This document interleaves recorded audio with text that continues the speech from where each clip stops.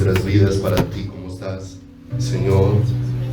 Acercándonos y cómo estás estableciendo más de ti en cada uno de nosotros, Señor. Te bendecimos en esta mañana, te damos gracias por poner el deseo en nuestro corazón de buscarte cada día. Tú que produces el querer como el hacer, por tu buena voluntad te rogamos que en esta mañana, a través de tu preciosa palabra, Señor, nos bendigas, y a través de tu preciosa palabra, Señor, nos dirijas y hables a lo profundo de nuestro corazón y nos enseñes con las palabras, oh Dios, que alimentan el espíritu, con las palabras, Señor, que nos edifican como casa espiritual, con esas palabras, oh Dios de los cielos, que nos llenan de la vida tuya, Señor. Por eso háblanos en esta mañana, Señor. No necesitamos la elocuencia de un predicador, lo que necesitamos es las palabras de vida tuya, traspasando hasta las fibras más íntimas de nuestro corazón y llenándonos de la vida tuya, Señor, porque tú eres el que tienes palabras de vida eterna, Señor. ¿Y a quién más iremos, Señor? Que cada palabra tuya nos despiertes un deseo profundo de correr hacia ti, de correr a tus brazos, oh Dios, a ti, como está escrito en tu palabra, porque es a tu diestra donde hay delicias para siempre, Señor. Es allí donde en tu luz veremos la luz, donde la revelación tuya te conoceremos y veremos quién eres tú, Señor. Dirígenos en tu palabra y guíanos, te lo rogamos, en el santísimo nombre de Jesucristo, nuestro eterno Salvador. Amén y amén, Señor. Muchas gracias.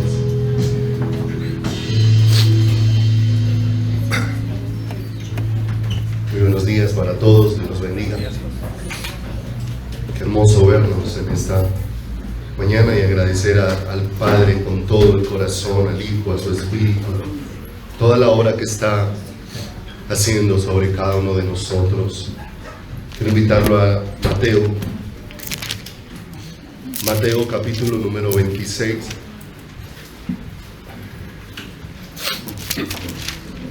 Mateo 26, en el versículo número 30.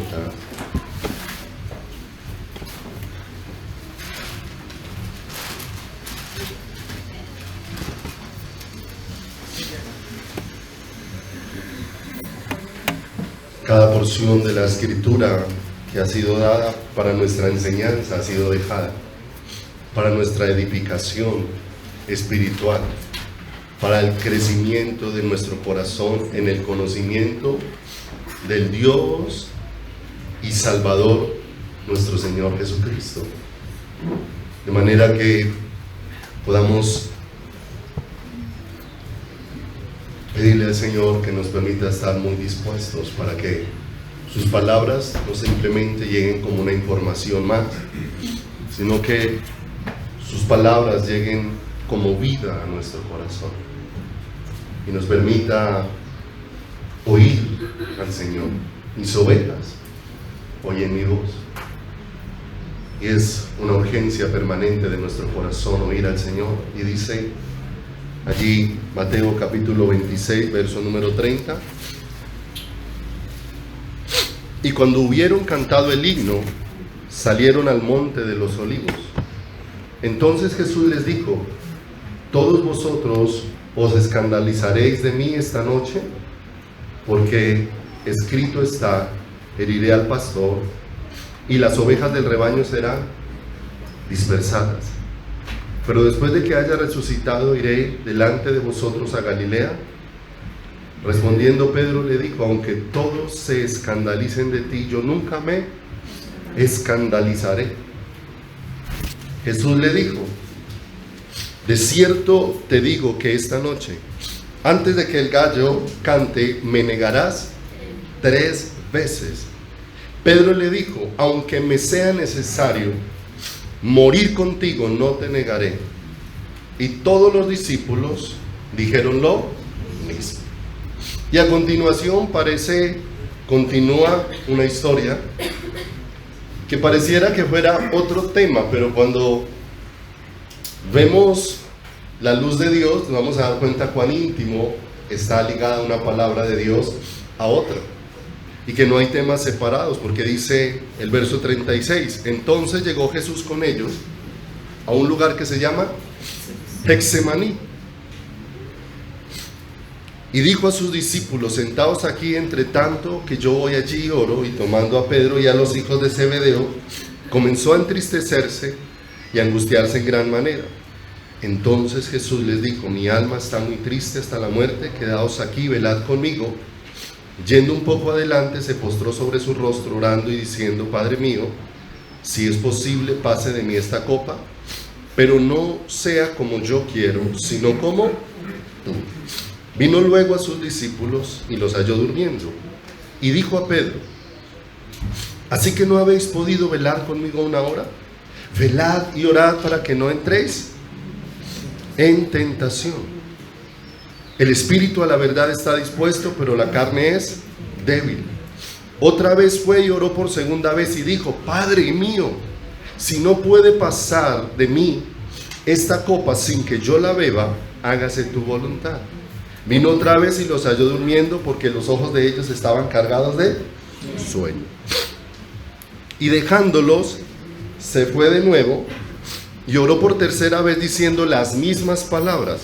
Entonces vino a sus discípulos y les dijo, dormid ya y descansad, aquí ha llegado la hora y el Hijo del Hombre es entregado en manos de pecadores. Levantaos, vamos, ved, se acerca el que me enviaré. Y encontramos en estas dos narraciones, que no son una simple historia bíblica, sino instrucciones preciosas de parte de Dios, un contraste bien tremendo. Un contraste en la primera parte, donde se le está anunciando de parte de Dios la voluntad que de manera anticipada estaba dispuesta a los discípulos, porque ciertamente de manera anticipada estaba escrito, heriré al pastor, hiere al pastor, y serán dispersadas las ovejas. Y el Señor se estaba refiriendo a él y a sus discípulos, algo que había sido anunciado desde el Antiguo Testamento.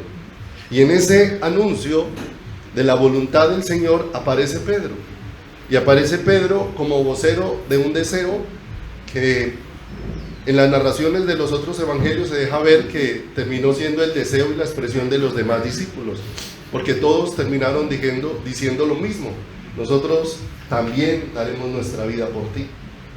Y frente a esa expresión de Pedro, el Señor le expresa a Pedro, pero hay un suceso que acontecerá esta noche. Antes de que amanezca, ¿me vas a qué? Me vas a negar. Y encontramos en este escenario a un Pedro que está completamente resistente a la voluntad del Señor, que está completamente resistido a lo que Dios le está anunciando. Pareciese que Dios le está hablando y que Pedro no está escuchando las palabras del Señor. Pero después vemos en la ida del Señor al huerto del Getsemaní algo totalmente opuesto. Vemos al Señor Jesús rindiendo completamente su voluntad ante la voluntad del Padre, un lenguaje totalmente diferente al de Pedro. Pedro dice: yo igual voy a dar mi vida por ti, no te voy a negar. Pero en el huerto del Getsemaní, el Señor Jesús está orando que no sea mi voluntad, sino que sea la voluntad ¿de quién? Del Padre. Estas narraciones que aparecen en 3 de los evangelios con más detalle nos permiten ver un suceso que se da una vez termina la última cena del Señor. El Señor les ha venido hablando con claridad cosas que todavía están muy veladas para el corazón de los discípulos. Se han sentado a celebrar la última Pascua y lo que va a ser la primera cena del Señor. Lo están celebrando. Allá hay un mensaje muy profundo y muy contundente. El Señor, sentado allí a la mesa, les está dejando ver que todos los sacrificios que se habían hecho hasta antes eran temporales, eran parciales, eran limitados, pero que ahora está delante de ellos el sacrificio que va a ser eterno, que va a ser para siempre y que va a cubrir toda la necesidad que el ser humano tiene. Pero frente a todo ese acontecimiento tan precioso, que se está dando ahí a las cosas que el Señor les está hablando. El Señor los tiene sentados a la mesa, les está diciendo: este es el pan, este es mi cuerpo que será entregado por vosotros, esta es mi sangre que será derramada por ustedes. Les está dejando instrucciones, les está hablando cosas profundas que tienen que ver con la vida, pero en las narraciones que se da, cuando uno ya une todas las narraciones, empieza a encontrar todo el ambiente que se estaba dando allí. Mientras que el Señor les está hablando cosas tan preciosas acerca de cómo Él desea traer vida a sus corazones, ellos están distraídos con otro asunto. Porque dice en uno de los evangelios que ellos están distraídos con quién de ellos están en la última cena. El Señor les está hablando cosas profundas, pero en esa cena ellos están distraídos con cuál de ellos va a ser el más importante, cuál de ellos va a ser el mayor. Dice uno de los evangelios que una vez terminó esa cena, esa era la discusión que había entre los discípulos: ¿quién de nosotros será el mayor? ¿Quién de nosotros será el más importante? Y en aquella situación el Señor toma una toalla, toma una vasija, se ciñe la toalla y se dispone a lavar los pies de los discípulos una vez ha terminado la cena.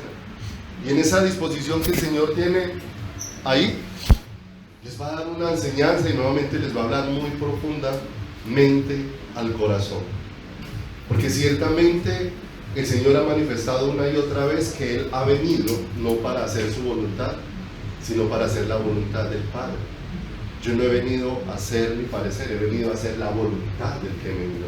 Y una otra vez lo ha anunciado. Pero ahora, frente a esa discusión, Él se propone hablarles nuevamente algo profundo al corazón.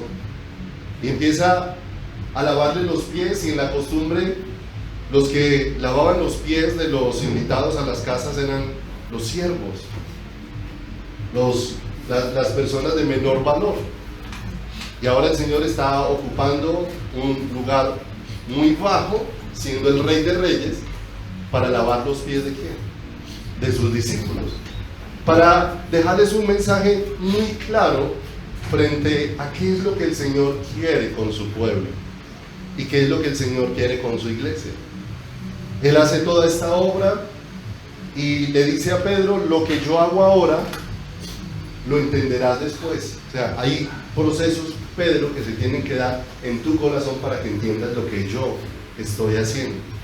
Porque es que yo no los escogí a ustedes para que sean señores, yo los escogí a ustedes para que sean servidores, ¿cierto? Y era lo que el Señor le estaba indicando a ellos en aquel escenario tan precioso.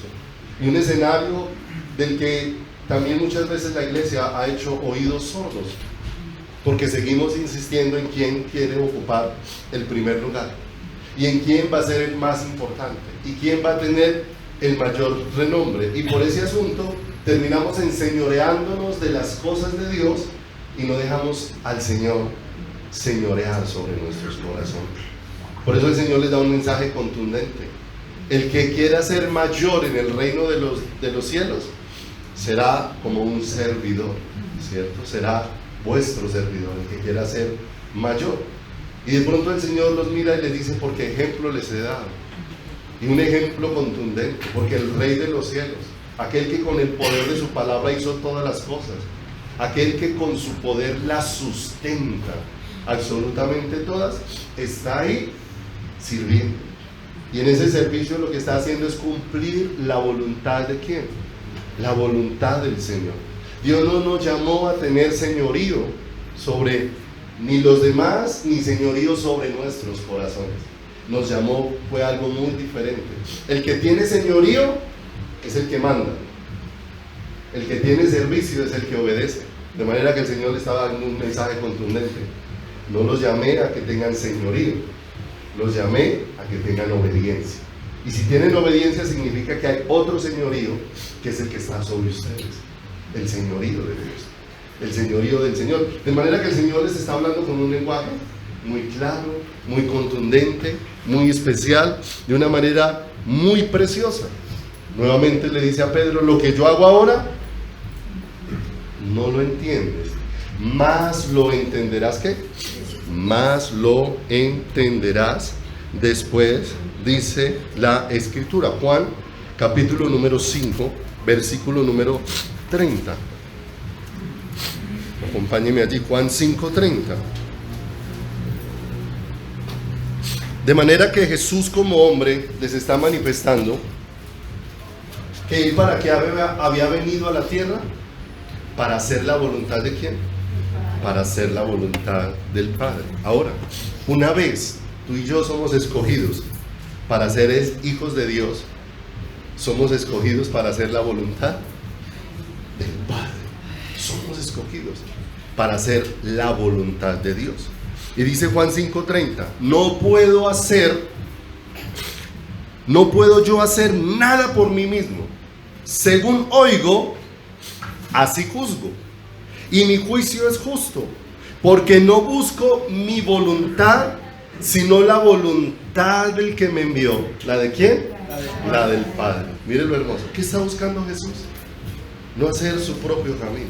Está en una dependencia total. Lo que veo hacer al Padre, eso hago. De manera que significaba que tenía que tener todo su corazón puesto en quién. Pero era todo lo que estaba haciendo Jesús como hombre, era para enseñarnos el camino que Dios tiene dispuesto para nosotros como seres humanos.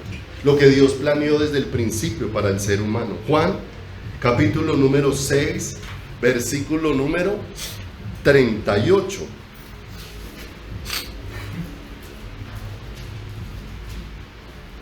Juan 6:38. Dice la Escritura: porque he descendido del cielo no para hacer mi voluntad, sino la voluntad del ¿qué? Me envió. Había algo claro en el Señor Jesús. ¿Para qué había venido a la paz de la tierra? ¿Para qué había venido al mundo? ¿Para qué se había manifestado como hombre? Para hacer la voluntad de ¿quién? La voluntad del Padre. Juan 13:15. Acompáñenme a esta otra cita. Son importantes poder mirar estas citas para todo lo que vamos a ahondar esta mañana dentro de la palabra hermosa del Señor. Porque ejemplo os he dado, para que como yo os he hecho, vosotros también ¿qué? Hagáis. Y qué hermosa toda esta cosa. Porque Jesús mismo es el ejemplo ¿qué? Es el ejemplo nuestro. La Escritura nos llama a tener los ojos puestos en Jesús, el autor y consumador de la fe, ¿cierto? Porque muchas veces podemos terminar desanimándonos en muchas cosas, porque quitamos la mirada del ser perfecto y la ponemos en seres imperfectos, ¿cierto? Que muchas veces están incapacitados de modelar la vida de Dios y que están sufriendo un proceso de perfeccionamiento donde Dios está tratando con cada uno. A veces nos cuesta entender como pueblo de Dios que cada uno de nosotros siempre tenemos un letrerito aquí que dice en construcción, que todos los días Dios está haciendo muchas cosas en nosotros. En construcción significa que muchas cosas muchas veces están siendo demolidas dentro de nosotros. Y muchas cosas están siendo establecidas. Hay cosas de nuestra vida, de nuestro pensamiento, de nuestros deseos, de nuestro carácter, que están siendo demolidas por Dios para ser establecidas por el Señor. Por eso dice la Escritura que a los que aman a Dios, todas las cosas nos ayudan a bien. Esto es aquellos que conforme a su propósito son llamados. Porque a los que antes conoció también los predestinó para ser conformados a la imagen de ¿quién? A la imagen de su Hijo. De manera que todas las cosas de nuestras vidas están permitidas por Dios con un propósito: forjar esta vida de Cristo en nosotros. ¿Y cuál era el deseo de Cristo? Estoy aquí no para hacer mi voluntad, sino la voluntad de ¿quién? La voluntad del Padre. Y desde el inicio hasta su partida como hombre, Jesús dejó evidencias claras de que ¿qué estaba haciendo sobre la faz de la tierra? La voluntad preciosa, la voluntad gloriosa del Padre Celestial. Pero ¿qué se necesita para poder hacer la voluntad de Dios? Se necesita ¿qué? Conocer la voluntad del Señor. Se necesita conocer. Dios a nosotros nos ha dado un privilegio, a la generación que vivimos en este tiempo, que nosotros tenemos toda la palabra de Dios, lo que Dios destinó, revelar y dar a conocer, está completo para nosotros. Muchos de los que vivieron antes de la venida del Señor tenían parte, pero a nosotros se nos ha dado el privilegio de poder tener todo lo que Dios dispuso completo, como veíamos el miércoles. Hay cosas secretas que le pertenecen a Dios, pero las reveladas nos pertenecen ¿a quién? A nosotros, para que dediquemos tiempo en indagar, para que dediquemos tiempo en estudiar, para que dediquemos tiempo a estar a solas con el Señor, pidiéndole al Señor que abra nuestro corazón y que nos dé entendimiento para que esas cosas de Dios sean instauradas en nosotros, porque no las puede instalar un hombre. Un hombre me puede compartir la palabra, pero el que la va a plantar en mi corazón es Dios mismo, a través de su Espíritu. Alguien me comparte el mensaje, pero el que lo graba en mi corazón es Dios mismo, a través de su Espíritu, el que ha derramado sobre nosotros cuando nos ha hecho nacer de nuevo, por su gloria, por su bondad, por su misericordia preciosa y maravillosa. Lucas, capítulo número 12, versículo número 47. ¿Qué se hace necesario? Conocer la voluntad de ¿quién? De el Señor. Conocer la voluntad de Dios. Lucas, en el capítulo número 12, en el versículo número 47, hay una porción que es una respuesta a una pregunta que el apóstol Pedro, miren la pregunta que el apóstol Pedro le hace al Señor. Y una pregunta que muchas veces necesita ser muy aterrizada dentro del corazón, porque viene hablando, le voy a hacer un toquecito al verso 35, ahí de ese capítulo, Lucas 12, 35. El Señor está hablando del servidor vigilante, de ese siervo que está atento, de escuchar ¿a quién? A su Señor, de atender a las palabras de su Rey, de poder tener su corazón puesto en el Creador. Y le dice: estén ceñidos vuestros lomos y vuestras lámparas ¿qué? Encendidas, ¿cierto? Está hablando de que para que eso suceda tiene que haber una profunda relación ¿con quién? Con el Señor, una profunda relación con Dios, una búsqueda permanente del corazón, una plenitud que está viniendo a la vida de la persona de parte de el Señor. Y mire lo que dice: y vosotros sed semejantes a hombres que aguardan a que su Señor regrese de las bodas, para que cuando llegue y llame, le abran ¿qué? Enseguida. Entonces está hablando de estar ceñidos los lomos y las lámparas encendidas para estar preparados ¿para quién? Para Dios, dispuestos para el Señor. Pero en el verso número 41 dice: entonces Pedro le dijo: Señor, ¿dices esta parábola a nosotros o también a todos?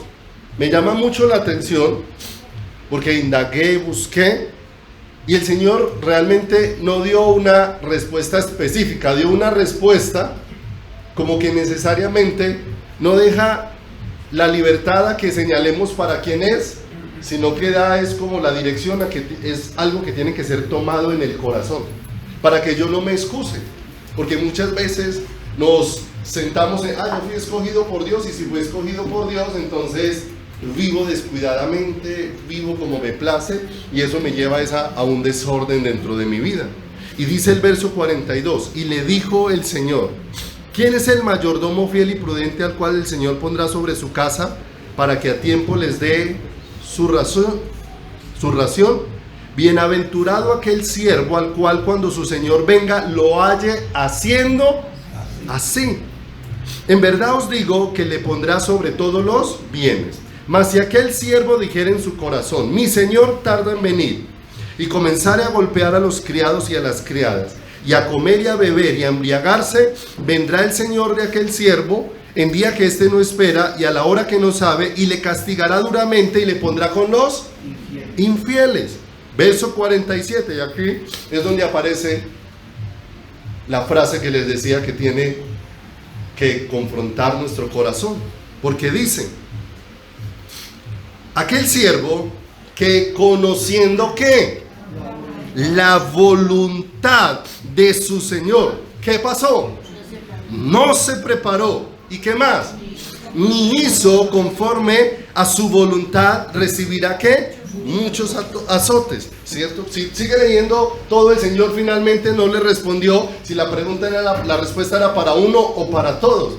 Pero cuando nos damos cuenta que el deseo de Dios es que cada uno de sus hijos conozca su voluntad, voy a entender que es una palabra que me involucra a mí. Es una palabra que tiene que ver conmigo, porque Dios desea que conozca su voluntad, pero no su voluntad para tenerla simplemente en mis labios, sino su voluntad para que esté plasmada dentro de mi corazón, para que esté establecida dentro de mi vida, porque tenemos que entender algo. Nosotros vivimos luchas en nuestro caminar, luchas de diferentes índoles. Lucha por saber si esto es o no la voluntad de ¿quién? De Dios. Pero sabe que se hace muy difícil cuando conocemos muy poco de la palabra de Dios. Se hace muy difícil distinguir qué es o qué no es de Dios cuando conocemos muy poco de la palabra del Señor. Entonces vivimos una lucha para distinguir eso, pero otras veces la lucha está en que sabemos y conocemos lo que Dios quiere, pero el asunto es que a veces se me hace muy difícil someterme a lo que Dios desea, ¿cierto? ¿Cuántas veces nuestra respuesta es? Vivimos situaciones difíciles con alguien y el Señor nos indica que su voluntad es que perdonemos. Y la respuesta es sí, yo sé que tengo que perdonar, pero se me hace tan duro, se me hace tan difícil. O sea, vivo la lucha de que voy aprendiendo qué es lo que Dios quiere, pero como hacer lo que Dios quiere se va volviendo como un imposible. ¿Para quién? Para mi corazón. Otro aspecto es cuando nosotros conocemos la voluntad de Dios, pero terqueamos con que eso que Dios ya me dijo que era su voluntad sea cambiado, como lo estábamos viendo en la historia de Pedro. ¿Cuál era el deseo de Pedro?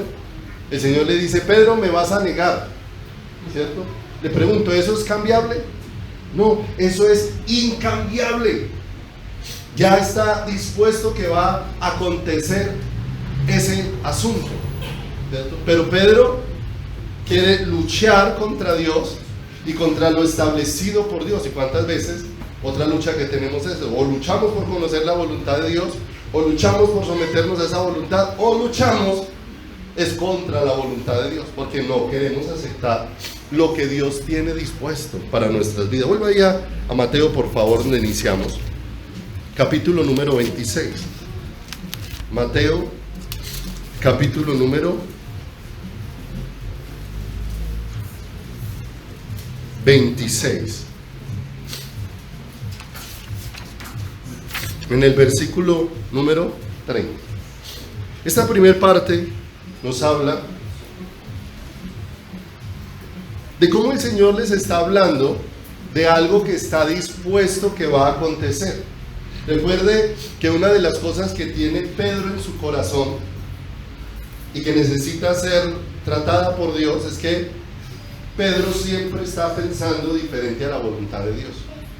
Recuerda que el Señor empezó a hablarle a Pedro acerca de la necesidad de ir a la cruz y de cumplir la voluntad de Dios y todo el sufrimiento. ¿Y qué era lo que Pedro le dice? Señor, no te hagas tal cosa.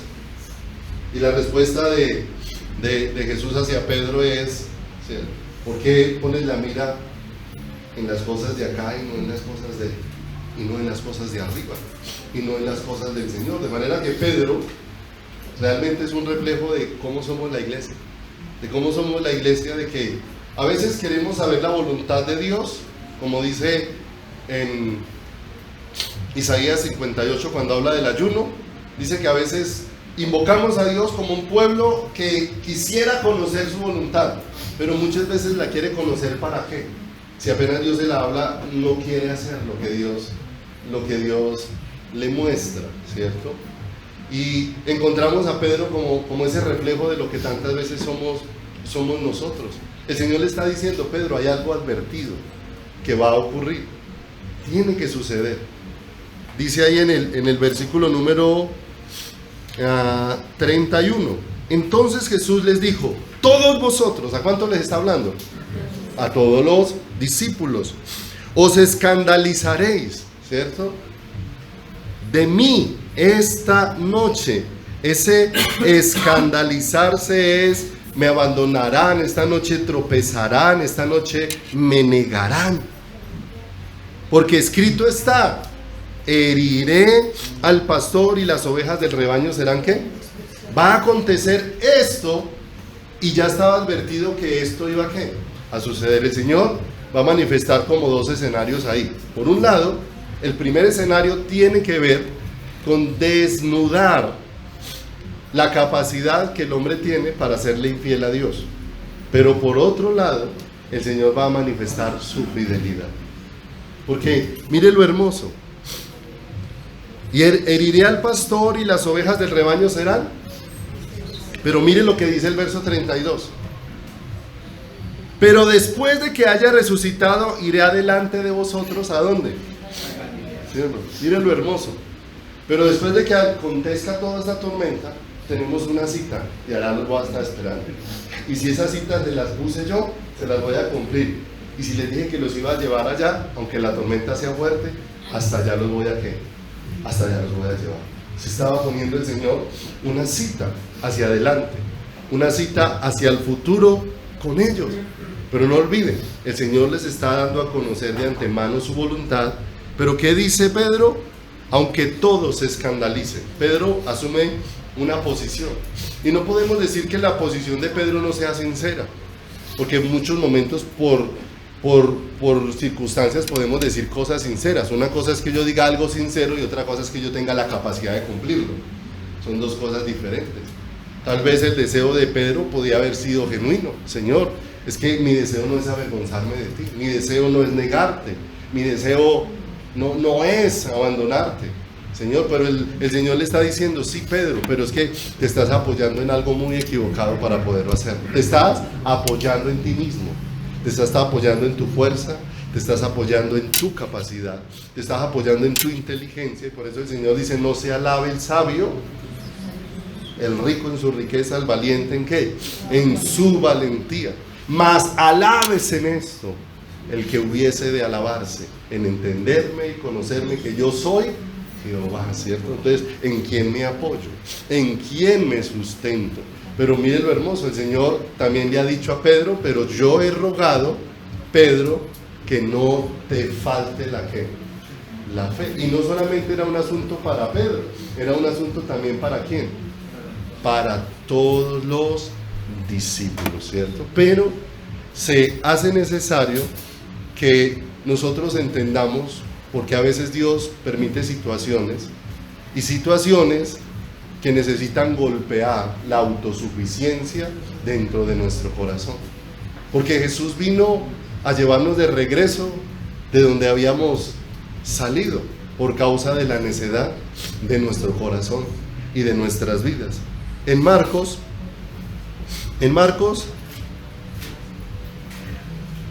en el capítulo 14, 29, 31, el Señor le ha dicho a Pedro, de ahí conmigo, Marcos 14, 29.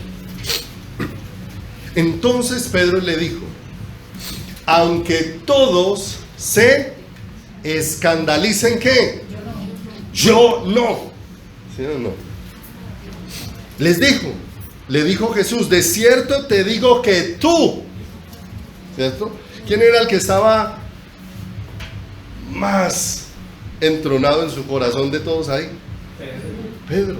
De cierto te digo que tú hoy, en esta noche, antes de que el gallo haya cantado 2 veces, me negarás ¿qué?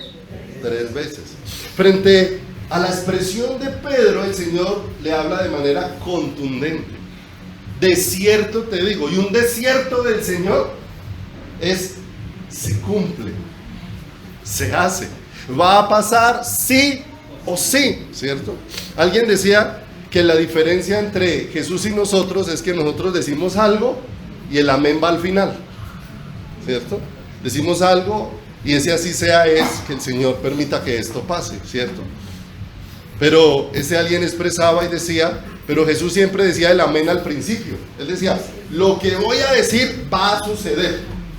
Él decía el amén antes de expresar lo que iba a decir, de cierto, o sea, lo que voy a hablar se va a cumplir sí o sí. De cierto te digo que antes de que el gallo cante, 2 veces me negarás. ¿Qué? ¿Es contundente la afirmación del Señor? Contundente, pero nuevamente, no olvide que nosotros queremos oír la voluntad de Dios, pero muchas veces, ¿cómo está el corazón? Porque si lee el siguiente versículo, ¿qué dice? Miren lo que nosotros hacemos. Mas él, Pedro, con mayor insistencia decía: si me fuere necesario morir contigo, no te negaré. El Señor le dice: Pedro, me vas a negar. ¿Se da cuenta la forma en cómo está terqueando Pedro con el Señor? Se parece mucho a lo nuestro. ¿Cuántas oraciones Dios ya te respondió? Ya la respondió. El asunto es que tú no has querido aceptar la respuesta de Dios, porque no era del gusto tuyo, porque no era lo que querías, porque no era lo que pensabas, y sigues insistiendo. Y como muchas veces las doctrinas que los hombres sacan, ¿cierto?, nos han llevado más a mirar cómo podemos torcer el brazo de Dios hasta que Dios haga lo que yo quiero, ¿cierto? El Señor dice que el ayuno que Él escogió no es el ayuno como la iglesia lo aborda hoy en día. Si no, hagamos 3 días de ayuno porque me salga un trabajo, hagamos 3 días de ayuno para no sé cuántas, y entonces estamos haciendo ese ayuno es para que Dios haga lo que yo le digo en el ayuno, ¿cierto? O sea, voy a separarme 3 días, Señor, voy a dejar 3 días de comer y de beber, como si yo viniera al lugar secreto a decirle instrucciones a Dios. Señor, en estos 3 días voy a decirte qué es lo que tienes que hacer. Ese es el ayuno que hoy se hace, ¿cierto? Son las invitaciones del ayuno. Y el Señor dice: ese no es el ayuno que yo escogí. El ayuno que yo escogí no es que se rompan ligaduras, no es que ese corazón sea quebrantado, no es que dejes de hacer tu voluntad para que empieces a hacer ¿qué? La mía. Entonces el ayuno no fue escogido para doblegar el brazo de Dios, el ayuno fue escogido para que mi corazón se doblegue ante el Señor, para que mi corazón se postre delante del Señor. Lo que pasa es que eso suena atractivo, porque me expresan la voluntad de Dios y yo no quiero eso, pero si me dan la opción de que yo esa voluntad de Dios la pueda cambiar, pues yo ahí estoy atento. Con un ayuno yo puedo cambiar la voluntad de Dios, pues ahí estoy dispuesto. Mire cómo estaba aquí, más él con mayor ¿qué? Más él con mayor insistencia, ¿sí? Tratando de doblegar el brazo de ¿quién? El brazo del Señor. Pedro, me negarás. Y nosotros insistiendo que no lo voy a hacer, que no lo voy a hacer, que no voy a pasar por quién, que no voy a pasar por ahí. Estamos tomando el ejemplo de Pedro, pero cada uno puede mirar cuántas circunstancias en el que el Señor le dice: esa relación no es, esa actitud no es, ese comportamiento no es, ese pensamiento que tienes en el corazón no es. Pero yo sigo tratando de defenderlo, porque como siempre yo busco es quien me dé la razón. Y por eso muchas veces buscamos es al hombre, porque si yo voy a Dios, ¿cuándo Dios me va a dar la razón? ¿Cierto? Yo no voy y le digo: Dios, ¿te recuerdan cuando el Señor se encontró con Agar? Dice que Agar, la situación entre Agar y Sara se volvió muy difícil en la casa, de manera que Sara empezó a oprimir a Agar por la situación, y por esa razón Agar se fue de la casa y estaba en embarazo. Dice que el Señor se le apareció en el camino a Agar y no le dijo: pobrecita Agar, humillada, qué pesar, como la gritan, como la desprecian, ¿sí o no? ¿Qué le dijo? Agar, ¿qué haces por aquí? Ah, huyo de la casa de mi patrona. Le dijo: Agar, devuelva hacia la casa y sométase, ¿cierto? ¿Le dio la razón? No, le dijo: vea, el problema no está en su suegra, en su patrona, hay cosas en su corazón, ¿sí o no? Pero ¿cuántos quisieran aceptarlo de Agar? Miren lo especial. Agar, siendo una extranjera, escuchó al Señor y volvió sumisa a la casa. ¿Y cuántos de nosotros hemos escuchado al Señor? Y de sumisión, todavía nada. Y de sometimiento, todavía nada. Seguimos insistiendo, con mayor insistencia. Si me fuera necesario, ¿cierto? Si me fuera necesario. Y sigo insistiendo y luchando, ¿cierto? Y luchando con algo que es imposible. Por eso el Señor, de una manera especial, va tratando con Pedro, porque dice en Lucas 22:31, da más claridad sobre esto. Mira lo tremendo.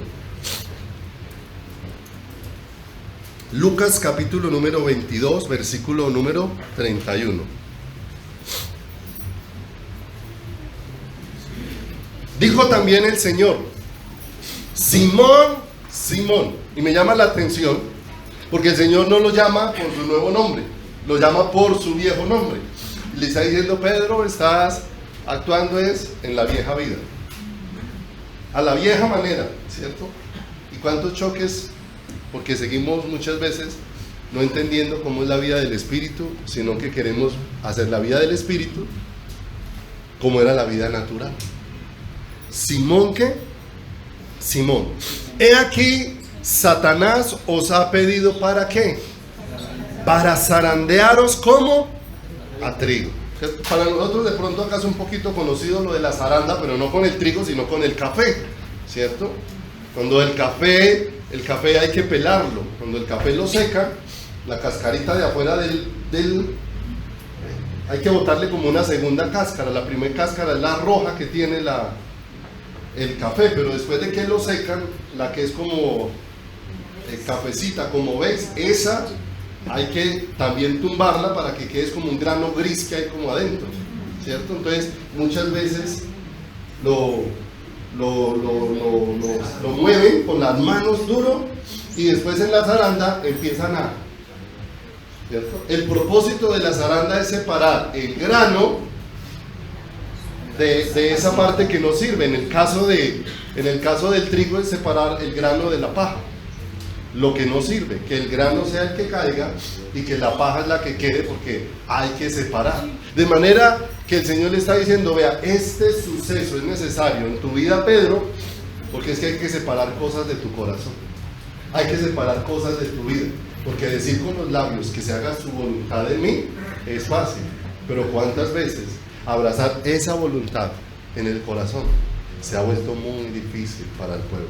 Hoy hay un pueblo que dice: hágase tu voluntad, pero lo único que hace cumplir es la advertencia que tantas veces se dijo una y otra vez en la Escritura: este pueblo de labios me honra, pero su corazón está lejos de mí. En sus labios dicen querer hacer mi voluntad, pero no está en su corazón. Finalmente uno no hace lo que dice, uno hace lo que tiene en el corazón. Por eso Dios desea muchas veces pasarnos como le dijo aquí a Pedro: Satanás os ha pedido ¿para qué?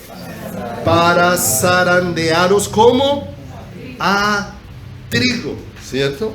Esto sugiere pruebas, aunque sean perturbadoras e indeseables, pero producen el efecto purificador necesario dentro de ¿quién?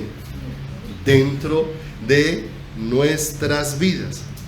Verso 32: pero yo he rogado por ti que tu fe no, y tú una vez que, o sea, esta prueba te va a purificar, te va a sacar de esa terquedad de tu corazón y te va a poner en el lugar ¿qué? En el lugar adecuado, en relación con ¿quién? En relación con el Señor. Mira lo tremendo. Entonces ocurre todo este escenario tan especial, donde aún los discípulos se juntaron, porque en muchos de los evangelios dice: y todos los discípulos dijeron ¿qué? Lo mismo, ¿cierto? Pedro evidenció su terquedad y todos los discípulos terminaron diciendo lo mismo. El Señor ha advertido, pero los discípulos se unieron como en una misma voz a resistir la voluntad del Señor. Ahora el Señor se dispone a unir lo que está pasando con lo que va a acontecer a continuación. Porque mire lo hermoso, Dios los lleva ahí en el versículo número 36, Mateo capítulo 26, en el verso número 36, el Señor los va a llevar a un lugar especial. Entonces llegó Jesús con ellos a un lugar que se llama Getsemaní. En otras partes también se llama el huerto del Getsemaní. En otras versiones lo llaman el jardín de ¿qué? Del Getsemaní. Y qué hermoso cómo el Señor les va a responder a toda esta actitud del corazón con una vivencia que Él va a tener. Porque mire lo tremendo, el Señor va a restaurar lo que se perdió en un jardín, en otro jardín.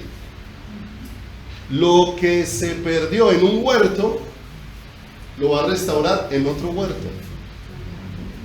¿Cierto? Porque en el jardín del Edén, en el huerto del Edén, fue donde el Señor, donde el hombre renunció a la voluntad de Dios para convertirse en el Señor de su propio corazón. Pasó algo muy triste en el huerto del Edén, pero demasiado triste. La forma en cómo el hombre se dejó engañar dentro de su corazón. Porque se dejó engañar cuando le ofrecieron algo que ya tenía, sino que se lo ofrecieron en condiciones diferentes. Porque dice la Escritura que cuando Dios hace al hombre, lo hizo a su imagen y conforme a su semejanza. ¿Cuánta semejanza había en el hombre en el huerto del Edén con Dios? Toda la semejanza. Había sido hecho un hombre perfecto, a la imagen y a la semejanza ¿de quién? De Dios. Ahora, ¿qué fue lo que le ofreció Satanás? Sino que sabe Dios que cuando coman del árbol seréis como Dios. Venga, ¿necesitaban ellos ser como Dios? ¿Ya no eran como Dios? ¿Ya no eran a la semejanza de Dios? ¿Ya no eran a la imagen de Dios? Pero ¿qué vieron ellos? Fue una distorsión. Porque ser como Dios, ese ser como Dios significa que ya no tengan el gobierno de Dios, sino que ustedes gobiernen sobre sus propias vidas, que ya no hagan la voluntad de Dios, sino que hagan su propia voluntad. Y allí el hombre terminó perdiendo, y perdió toda una condición gloriosa que tenía dentro de su vida, hermosa. Mire con qué engaño tan sutil. Las mismas palabras de Dios con un poquitico de veneno fueron suficientes, porque casi cuando uno mira el lenguaje utilizó casi las mismas palabras, ¿cierto? Con que Dios os ha dicho, ¿cierto? Utilizó casi las mismas palabras de Dios, pero le agregó algunas cositas, ¿cierto? Por eso tenemos que ser tan cuidadosos, porque hoy en día, ¿cierto? Hay muchas cosas plasmadas de verdad, pero tienen cierto veneno que separan el corazón de quién, que separan el corazón del Señor, que terminan alejando el corazón de Dios. Porque crea, todo aquello que me lleve en la iglesia a anhelar algo diferente a Dios, necesariamente está equivocado en lo que me están anunciando. Está equivocado, porque todo el centro y todo el deseo de mi corazón en la iglesia tiene que ser ¿para quién? Tiene que ser para el Señor, ¿cierto? Por eso el Señor dijo, no podéis servir a dos señores. O sirves a Dios, o sirves a quién, a las riquezas, a uno de los dos, ¿cierto? Por eso el asunto de la iglesia no es ofrecerle riquezas a la gente. Venga a Cristo para que Cristo le dé. Es que en el cielo hay bodegas enormes de cosas que usted tiene que arrebatar. ¿Sabe qué es lo que Dios desea que tú arrebates de verdad? De lo que tú desees y anheles es la vida de Él. Es la vida de Él. Es que el tesoro que Dios dispuso en el cielo para ti es la vida de Él. Juan lo dijo, la vida que estaba en el cielo vino a esta tierra y se nos manifestó. De manera que realmente, ¿qué es lo que llena todo el cielo? ¿Qué es la plenitud del cielo? El Señor. Y de esa plenitud es de la que el Señor quiere que todos nosotros ¿qué? Tomemos. Pero frente a ese ganchito de enriquecernos en el nombre de Jesús, muchas veces nos comemos ese anzuelo y terminamos siendo llevados a redes que lo único que hacen es tener cautivo nuestro corazón tras dioses falsos, y terminamos muchas veces sumergidos tras las cosas que advirtió, porque el mundo corre tras la fama, tras los deseos de los ojos, tras los deseos de la carne y tras la vanagloria de la vida, ¿cierto? Y así se convirtió el deseo de muchas cosas que en el nombre de Jesús quieren sacar el corazón de la iglesia de buscar al Señor. Alguien predicaba y decía, Jesús es un cumplidor de sueños. ¿Cuáles son los sueños que tiene? Venga Jesús para que se los cumpla, ¿cierto? Y cuando uno lee eso y dice, no, esto es tan lejano de la visión del Señor. El Señor sí dice, deleítate asimismo en el Señor, y Él concederá las peticiones de ¿quién? Mire, cuando Dios empieza a hacer el deleite de tu corazón, con todo tu ser, tú no le quieres pedir nada a Jesús que vaya en contra de lo que Él desea. Cuando Él es el deleite, cuando tú te deleitas en el Señor, tú lo que le dices, Señor, yo lo que quiero es lo que a ti te agrade, yo lo que quiero es lo que tú deseas, si esto me estorba, quítalo, y empiezas a clamar diferente. Ya te das cuenta que no es una carta abierta, sino que eso pesas tu corazón, para saber dónde está tu corazón. Porque no olviden, cuántas veces el Señor pesó los corazones y la gente terminó abandonando al Señor, terminó abandonando a Dios porque no recibieron lo que esperaban o lo que ellos querían dentro de su corazón o dentro de su caminar. Pero ahora el Señor los lleva al huerto, donde Dios va a restaurar lo que se perdió. ¿Dónde? Allá. Toda la humanidad de Cristo se va a manifestar ahí en el huerto del Getsemaní. Getsemaní significa prensa de aceite y está ubicado en la base del Monte de los Olivos. Dicen los evangelios que era un lugar que el Señor frecuentaba muchas veces. Fue allí con sus discípulos. Pero me llama mucho la atención porque este huerto así. Esto tiene cosas profundas, verdades muy profundas de parte de Dios. Porque la palabra de Dios necesita moldear nuestras vidas. Pues porque ella nos expresa la voluntad del Señor. La palabra de Dios va moldeando nuestras vidas, las va puliendo, las va transformando conforme al deseo del corazón de el Señor. Entonces fue llevado a un lugar que era conocido como prensa de aceite. Vaya conmigo, no pierda este Mateo y acompáñeme a leer Éxodo 27, 20 y 21. Éxodo 27, 20 y 21.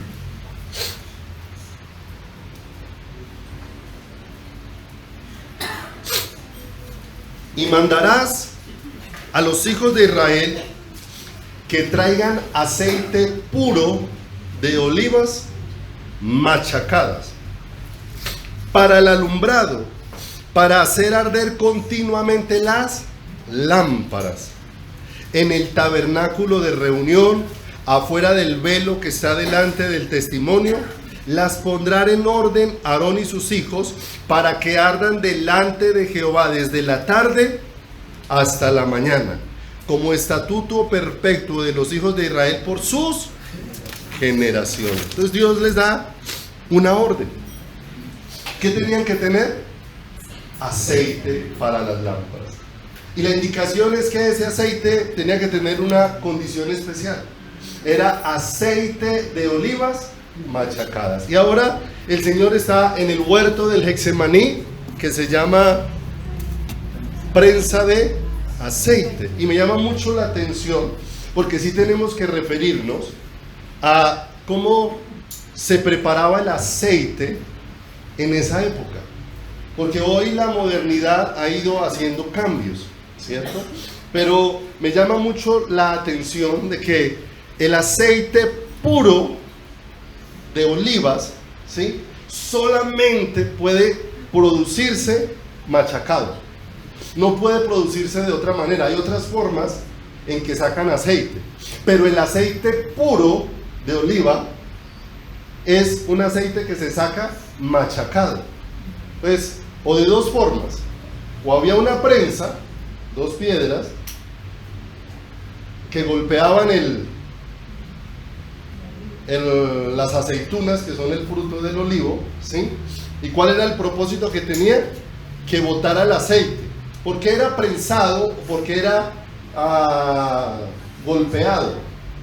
Porque el propósito del aceite de olivas machacadas es que ni la corteza, o sea, la cáscara del fruto, ni la pepa afectaran o pasaran a ser parte del aceite. Pasaran a ser parte del aceite. No afectara ni el sabor, ni el olor, ni se revolvieran. Porque hay otro tipo de aceite de oliva donde empiezan a triturar todo, echan todo y trituran la cáscara, la pepa y el aceite, de manera que lo trituran de tal manera que la cáscara y la pepa se vuelven parte del aceite. Pero no era el objetivo, era machacado, porque aún eso tenía una representación espiritual para nuestras vidas, ¿cierto? La cáscara nos habla de nuestro hombre exterior, la pepa nos habla de nuestra alma, y el aceite habla de la vida espiritual. La vida espiritual, ¿cierto? Es una vida que sustenta el alma y sustenta la vida física, ¿cierto? Pero no ha sido llamada a mezclarse. Porque si se mezcla es donde nosotros nos pervertimos en el caminar. Nos pervertimos en las cosas que hacemos. Cuando mezclamos las cosas espirituales con las cosas naturales. De manera que ese aceite tenía que permanecer ¿cómo? Permanecer puro. De manera que ¿quién iba a ser molido en el huerto del Getsemaní? Jesús, ¿cierto? Toda la pureza del Señor se iba a manifestar allí de una manera sobrenatural. Aquello que se perdió en el huerto del Edén iba a ser ahora restaurado en el huerto del ¿qué? En el huerto del Getsemaní, porque era allí donde el Señor estaba humillando su corazón para que prevaleciera la voluntad del Padre y no la mía. ¿Qué ocurrió en el huerto del Edén? No prevaleció la voluntad de Dios, prevaleció la voluntad del hombre. Ahora el Señor viene a restaurar para que ahora prevalezca la voluntad de Dios y no la voluntad de ¿quién? No la voluntad del hombre. De manera que la lucha más intensa que vivió Jesús no la vivió en la cruz del Calvario. La lucha más intensa Jesús la vivió en el huerto del Getsemaní. Como nosotros, la lucha más intensa, ¿cierto? No es en el hacer, sino es en el abrazar en el corazón. La voluntad de ¿quién?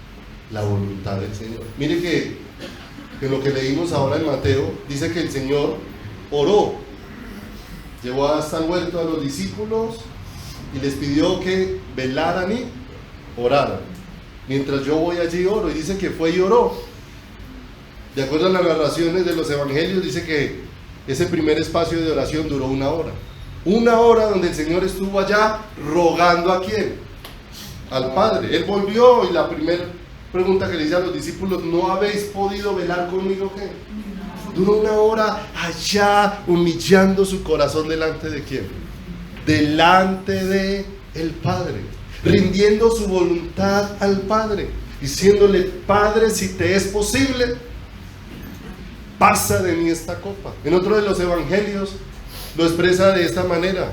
El evangelio dice: Señor, si es posible que yo no beba esta copa. Y dice que volvió y halló a sus discípulos durmiendo y volvió a ir a orar. Y dice que la segunda vez oró con las mismas palabras. Segunda vez que el Señor está orando allí. Y dice que volvió por tercera vez y volvió y oró con las mismas ¿qué? Con las mismas palabras. Y eso nos deja ver que en la humanidad Jesús, ¿cierto?, estaba enfrentando una situación tremenda para enseñarnos ¿a quién? A nosotros, porque nosotros no queremos vivir momentos ni de angustia ni momentos de presión cuando se trata de hacer la voluntad de Dios. ¿Qué enfrentó Jesús en el huerto del Edén? Presión, mucha presión para hacer la voluntad de Dios. Enfrentó poder experimentar sentirse solo. Y muchas veces por hacer la voluntad podemos experimentar sentirnos solos respecto a las demás personas. Y respecto a las demás personas, porque extrañamente, aunque hoy hay muchas personas que se dicen cristianos, son muy escasos los que quieren hacer la voluntad de Dios, ¿cierto? Porque hacer la voluntad de Dios muchas veces significa renuncia, muchas veces significa morir en el corazón. Hacer la voluntad significa que muero a mi yo para que yo ya no soy el que gobierna. Ahora el que gobierna es ¿quién? Ahora el que gobierna es el Señor. Jesús experimentó allí no un acompañamiento de los demás no lo estaban acompañando en su oración. Él estaba ya en una agonía de oración. ¿Y cómo estaban los discípulos? ¿Por qué los discípulos estaban durmiendo? Porque no entendían lo que significaba. No olviden que todo eso lo entenderían ¿cómo? Después, porque iban a vivir un proceso donde también tuvieran que vivir su Getsemaní, ¿cierto? No en la dimensión en la que la vivió Jesús, porque la obra de Jesús es incomparable con cualquier obra que nosotros podamos hacer, pero ciertamente hay Getsemaní por lo que nosotros tenemos que pasar, lugares donde vamos a enfrentar morir a nuestra voluntad para que sea la voluntad de Dios que hecha, y tal vez vamos a sentir que muchos alrededor no entienden, y vamos a sentir que muchos alrededor no están de acuerdo, no asimilan lo que está pasando en mi corazón o en mi vida. Pero hay una certeza de algo que pasa en el Getsemaní, que en el Getsemaní, aunque todos me abandonen, no estoy solo. Amén. No estoy solo. Vea, acompáñenme a esta cita tan hermosa y tan especial. Juan 16:32. Mire lo que dice Juan 16:32. Tan hermoso. A veces nos sentimos solos, pero es por la ceguera que tenemos frente a Dios y porque nos hemos vuelto muy dependientes del ser humano más que de quién, de Dios. Pero mira esta cita tan hermosa. Voy a subrayarla en su Biblia para esos momentos donde uno puede buscar al Señor y saber que no está solo. Mira lo que dijo Jesús acá: he aquí, la hora viene y ha venido ya, en que seréis esparcidos cada uno por su lado y me dejaréis como. Pero miren las palabras de Jesús: mas no estoy solo, porque el Padre está conmigo. ¿Se da cuenta? Que muchas veces cuando se trata de hacer la voluntad del Señor nos vamos a quedar solos, pero solos en relación de los que nos rodean, no solos en relación con el Padre, porque el Padre está ahí conmigo. Ahí estaba el Padre con Jesús en el huerto del Getsemaní. No estaba solo, tal vez no había quien lo acompañara en oración, tal vez habían ojos cargados de sueños, tal vez había quien no estaba entendiendo la situación, pero había algo que Jesús tenía claro: no estoy solo, el Padre está con quién. Ahora le pregunto, si el Padre está conmigo, ¿hay lugar para la soledad? Mire, ¿cuántas veces una persona está rodeada de gente y siente soledad? Y está rodeada de gente, ¿cierto? A veces uno comparte con algunos servidores de Dios, con algún pastor, y dice: hay tanta gente que hay en la iglesia y a veces me siento tan solo. Y a veces hay multitudes en su congregación, ¿cierto? Entonces nos damos cuenta que este es un asunto de la plenitud que Dios trae aquí al corazón. Me dejaréis solo, pero no estoy solo. El Padre está con ¿quién? El Padre está conmigo. Mateo 22:37. Mira lo que dice allí la palabra.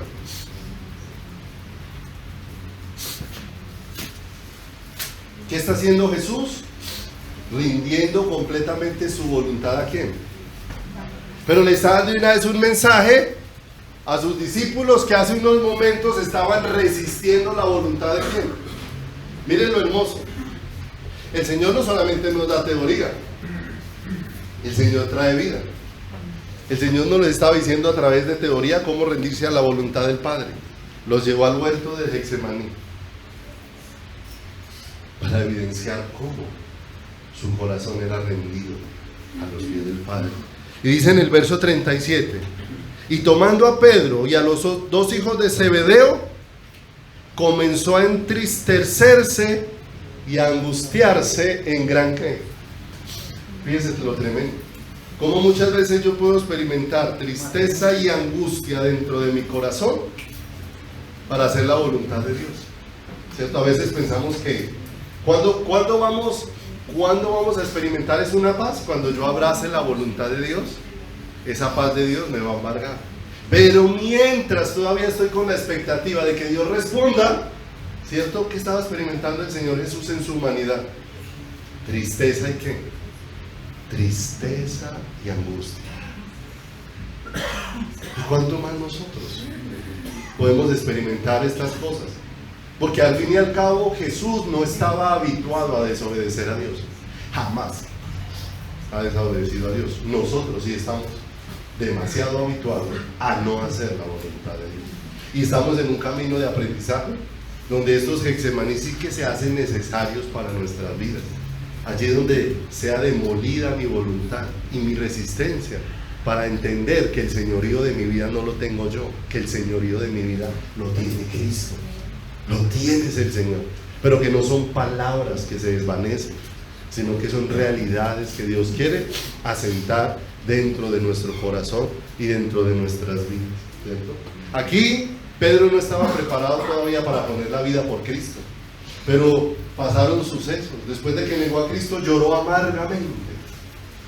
Vinieron sucesos en los que Dios ve obrando y preparando, hasta que un día amenazaron a Pedro. Pedro, no puedes hablar más en el nombre de Jesús, te azotaremos, te meteremos en la cárcel. Y ahora sí hay una valentía en Pedro, pero esa valentía en Pedro no son las fuerzas de Pedro, es la vida de Dios haciendo de Pedro un hombre firme en sus caminos. Me es necesario obedecer a Dios antes que a los hombres, aunque esto me cueste dificultades. ¿Cierto? Pero cuando la vida de Dios se va, ¿qué? Asentando, y cuando entiendo que muchas veces hacer la voluntad de Dios, mientras la abrazo voy a enfrentar angustia, mientras la abrazo voy a enfrentar tristeza, pero es el asunto, porque lo más importante es el Getsemaní, antes que el hacer, porque hay cosas que nosotros hacemos por expresarlas, pero no las hemos abrazado en nuestro corazón. Y lo primero que el Señor hizo fue aceptar la voluntad del Padre dentro de su corazón, que no sea lo que yo quiero, sino lo que sea que tu voluntad. En Lucas 22:44, Lucas 22:44, mire que para hacer la voluntad de Dios podemos enfrentar estas cosas, agonía. Mire lo que enfrentó Jesús, dice allí Lucas en el capítulo 22:44, y estando en agonía, ¿sí o no? ¿Qué está suplicando el Señor? Si te es posible, pasa de mí esta ¿qué? ¿Pero qué está haciendo? Lo que pasa es que miren, no son buenas intenciones, no son solo buenas intenciones, porque es que así vive el pueblo de Dios hoy. El pueblo de Dios vive con buenas intenciones, pero no con el deseo de pasar tiempo con Dios, humillando su corazón delante de ¿quién? Delante del Señor. Ahí está Jesús, dice en agonía. Y miren lo que sucede en ese asunto. Cuando está el asunto de la lucha, en que mi voluntad sea quitada y sea establecida la voluntad de Dios, miren lo que Jesús hacía después de eso. ¿Qué dice ahí? Oraba más. Cierto. Ahí no dice que se rebelaba, que se enojaba, porque no, oraba como miren lo tremendo. ¿Cómo vamos aprendiendo del Señor Jesús? ¿Qué necesitamos cuando las luchas se intensifican en el corazón? Orar más intensamente allá en la presencia de Dios. Y miremos cómo oraba el Señor. Ahí sí vamos a Hebreos capítulo número 5, versículo número 7, da luz de cómo se estaba dando esa oración en el huerto del Getsemaní. Porque es que no era una simple oración lleno de bostezos, mirando el reloj, ¿cierto? Pensando en es que yo no sé ni qué decirle al Señor aquí en este lugar. No era ese tipo de oración. Mire lo que dice: y Cristo en los días de su carne, ofreciendo ruegos y súplicas con gran clamor y lágrimas. ¿Qué estaba haciendo Jesús? Derramando su corazón como hombre. ¿Delante de quién? Delante del Padre. ¿Se da cuenta? Nosotros queremos, Señor, hágase tu voluntad, pero no queremos pasar por el huerto del Getsemaní. No queremos pasar por allí, por esta intensidad. Decirle: Señor, en mi resistencia, Señor, yo te digo que se haga esto, pero después me enojo porque no salió lo que yo quiero, me disgusto, me rebelo, Señor, y empezar a rogar al Señor: Señor, te ruego, te suplico, y empiezo a humillar mi corazón: Señor, líbrame de este corazón. Lo que veíamos la semana pasada, cuídate de quién, cuídate de ti mismo. Un ruego con lágrimas, con clamor. Mire, no era un pequeño clamor, con gran ¿qué? ¿Cómo estaban los discípulos frente al clamor de Jesús? ¿Sí o no? Y el Señor les dijo: velad y orad para que no entréis en tentación. Y lágrimas al que le podía librar ¿de quién? Ay, mire lo hermoso. Y fue oído a causa de su temor, ¿qué? No olvide, ser oído no significa que se le aceptó lo que pidió. Ser oído es que frente a su petición vino una respuesta y que la respuesta fue aceptada. Porque ¿qué recibió Jesús en el huerto del Getsemaní? Un no del Padre. Si te es posible, pasa de mí esta copa. ¿Y qué le dijo el Padre después de ese ruego con lágrimas y clamor y súplica? No. Si el Padre le dijo un no a Jesús, ¿será que tendrá limitaciones para decirte un no a ti? Y a mí no tendrá limitaciones para eso. No las tendrá. Pero miren lo tremendo. Fue oído el clamor de Jesús. Pero frente a la respuesta, ¿cómo fue Jesús con el Padre? Ah, reverencia. Es que reverencia, ¿sí? no es agachar la cabeza por un momento. Reverencia tiene como abrazar y aceptar, bueno, Señor, si esto es lo que tú quieres, ¿cierto? Si esto es lo que tú deseas, y lo abrazó. Y lo abrazó en su corazón. Cuando abrazó eso, ¿qué vino sobre él? La paz de Dios. La lucha se dio mientras la voluntad de Dios se instalaba y era completamente aceptada. Una vez fue abrazada esa voluntad, la paz le embargó. Y en adelante, por eso no encuentra a Jesús rogando otra vez por lo mismo. Ya entendió. Le pasó a Pablo, mirándolo desde un aspecto humano a un asunto natural. Pablo rogó también 3 veces al Señor. Y tuvo que haber sido un ruego intenso de Pablo. Y después de la tercera, la respuesta del Padre a él fue: bástate mi gracia, porque mi poder se perfecciona ¿en qué? ¿Y cuál fue la respuesta de Pedro, de Pablo? Abrazar lo que Dios dispuso. Me gloriaré más bien en mi debilidad, porque en ella se perfecciona el poder de quién. Ah, ¿se da cuenta? Que luz de lo que pasó en el Getsemaní recibió Pablo, de manera que ahora cuando ruega al Señor está entendiendo. Yo puedo rogar por algo al Señor, pero cuando Dios manifieste su voluntad, Señor, que mi corazón esté dispuesto, Señor, para abrazar tu voluntad de manera reverente, ¿cierto? De manera reverente, porque Jesús de ahí en adelante salió, y aunque fue difícil el camino a la cruz, no salió con reclamos, con señalamientos, no salió con ningún aspecto. ¿Por qué? Porque ya había abrazado la voluntad del Padre dentro de su corazón. Ya había abrazado la voluntad de Dios dentro de su vida. Porque es en el Getsemaní donde rendimos hasta la última gota de nuestra voluntad a los pies de Cristo. Fue algo intenso. Pero mire el mensaje, el contraste entre la insistencia de Pedro de decir no te voy a negar, y el quebrantamiento de Jesús en el huerto de Getsemaní para reverentemente abrazar la voluntad de Dios, la voluntad del Señor. Queremos conocer la voluntad de Dios.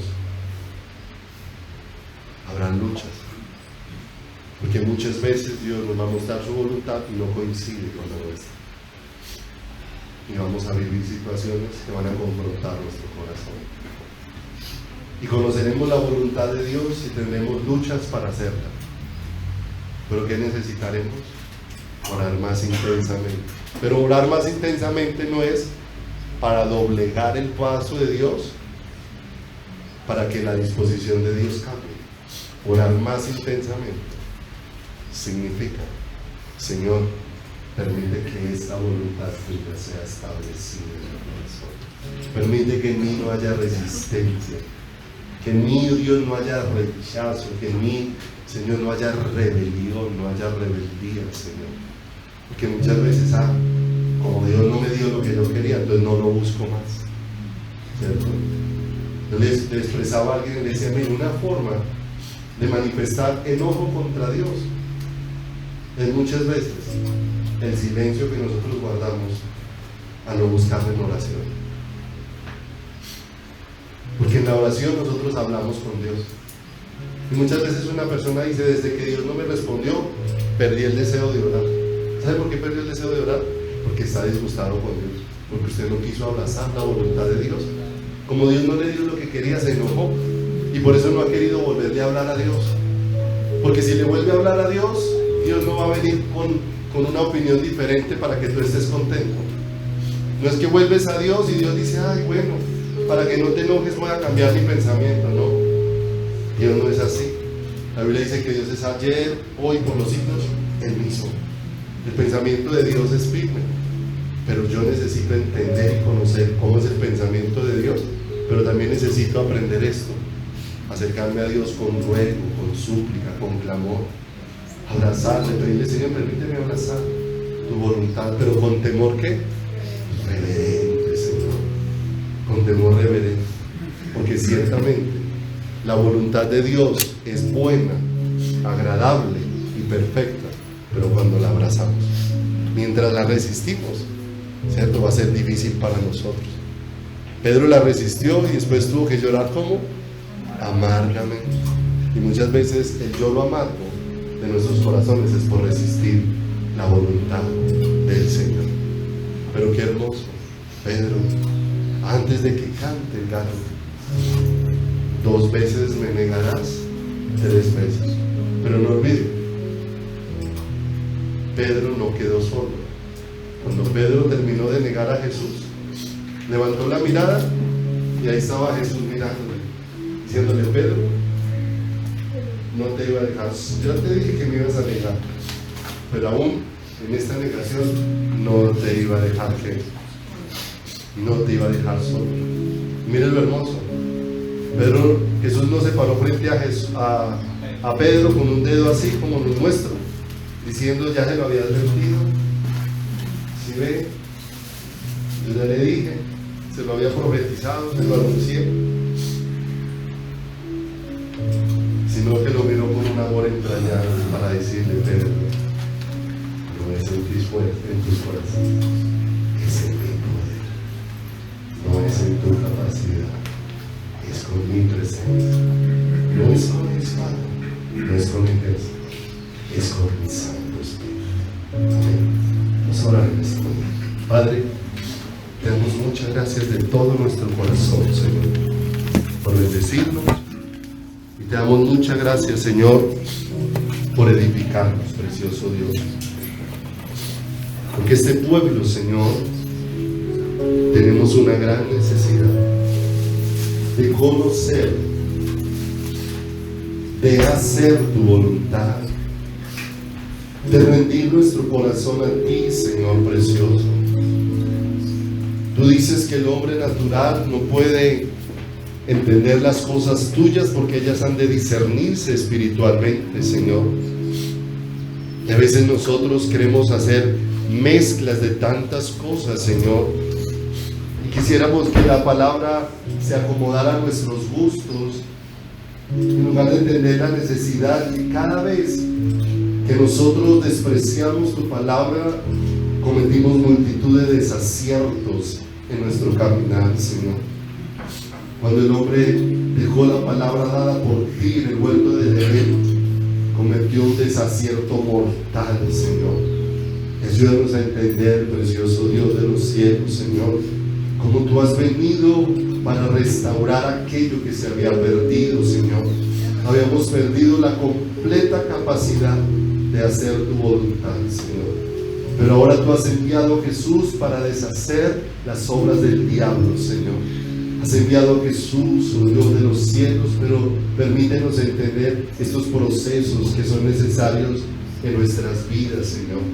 Procesos, precioso Dios, donde sea quebrantado este corazón y donde pueda entender, oh Dios de los cielos, que, Señor, tú deseas que nosotros no te neguemos, pero no es en nuestras fuerzas, no es en nuestra capacidad, no es en nuestra habilidad, es en la dependencia tuya, Señor. Porque te hemos negado precisamente es porque hemos hecho nuestra voluntad y no la tuya. Te hemos negado precisamente, oh Dios de los cielos, es porque hemos hecho nuestro parecer. Y tantas veces nos ha parecido mejor, Señor, nuestra opinión que la tuya, Señor. Y muchas veces no hemos querido pasar allí, Señor, por el Getsemaní. No hemos querido pasar, Señor, por humillar el corazón, por rogar, por pasar tiempo contigo, rogando, Señor, líbrame de este corazón terco, líbrame de este corazón obstinado, que tantas veces, Señor, ha oído, Señor, lo que es agradable delante de ti, pero que hace, Dios, lo opuesto, Señor. Pero es la ley del Espíritu de vida en Cristo Jesús la que nos libra de la ley del pecado y de la muerte, la que nos libra de irnos por un camino que no te honre, Señor. Por eso permítenos, Dios de los cielos, caer rendidos, postrados, humillados, Dios de los cielos, bajo tu poderosa mano, Señor. Cuánto se hace necesario, Señor, desiertos en nuestras vidas. Le permitiste un desierto allí, Señor, a Pedro, para que Pedro pudiera entender, oh Dios de los cielos, precioso Dios de los cielos, tu fidelidad, para que viera muy de cerca su fragilidad y también pudiera experimentar cómo tu abrazo era el que le iba a tomar, cómo eras tú el que le ibas a traer sanidad, Señor, cómo yo no tengo la capacidad de obedecerte y necesito es tu presencia en mí, porque tú eres el que me capacitas para poder hacer tu palabra, como lo has dicho en tu palabra, como lo has advertido, como lo has prometido, que quitarías el corazón de piedra y pondrías un corazón de carne, y escribirías en él tus leyes, tus palabras, derramarías sobre nosotros de tu espíritu, y harías, Señor, que camináramos, Señor, en tus mandatos, precioso Dios. Señor, danos la gracia de entender tu voluntad. Jesús, Señor, pudo expresar: estoy aquí no para hacer mi voluntad, sino la del Padre que me envió. Y ayúdanos, Señor, a entender para qué nos has atraído, para qué nos has hecho nacer de nuevo, para que no hagamos más nuestra voluntad, sino la del Padre que nos ha hecho nacer de nuevo, como está escrito en tu palabra. No nacimos por voluntad de carne, no nacimos por voluntad de sangre, no nacimos por voluntad de varón, sino por la voluntad de Dios, Señor. Precioso Dios, permítenos entender cómo nuestro corazón necesita, precioso Dios de los cielos, abrazar tu voluntad. Entender, Señor, que hay luchas y que esas luchas, Dios de los cielos, solamente pueden ser vencidas allí en lo íntimo, en comunión contigo. Así como Jesús, Señor, nos dejó un ejemplo precioso para que siguiéramos sus pisadas. Oró intensamente, con ruego, con lágrimas, y fue librado de rebelarse contra Dios. Fue librado. Eres tú el que nos puede librar de rebelarnos. Eres tú el que nos puede librar, oh Dios, de la desobediencia. Eres tú el que nos puede librar, oh Dios, de los cielos, del pecado y de la maldad, de lo necio y de lo terco de nuestro corazón, para guiarnos por tus sendas y por tus caminos, oh Dios de los cielos, Señor. Canto, Señor, esta mañana una alabanza sin igual, como dice esta letra, porque el desierto me ha enseñado tu fidelidad y me ha permitido ver muy de cerca mi fragilidad, Señor.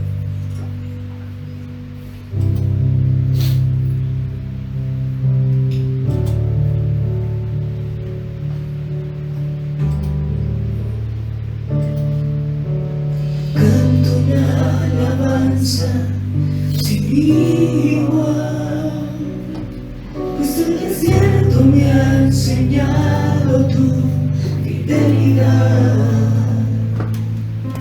He visto muy de cerca mi fragilidad, tomando forma en tu abrazo y en tu sanidad. Canto una alabanza sin igual, pues el desierto me ha enseñado tu fidelidad. He visto muy de cerca mi fragilidad.